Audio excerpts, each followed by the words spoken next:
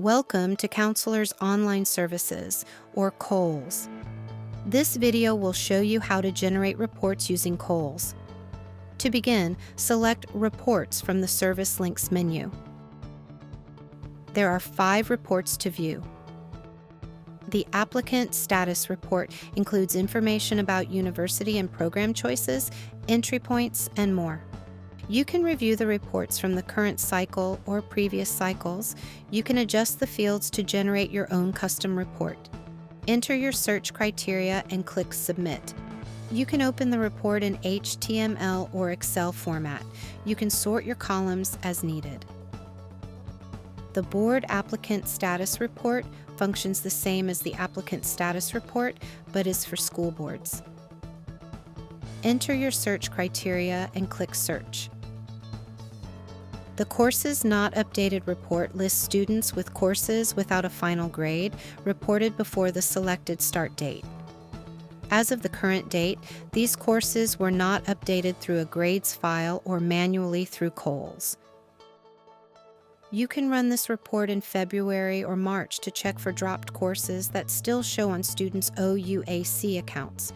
You can export the report to HTML or Excel. You can make any required updates to student courses in Academic Information. The Insufficient Credit Report lists students whose current course information shows they will not receive 6-4U/M credits by the end of the school year. You should run this report after each of the April and July grades collection periods. Select Search to run the report. Students with less than 6-4U/M courses and marks are listed. Select Course List to view individual student courses on file at the OUAC.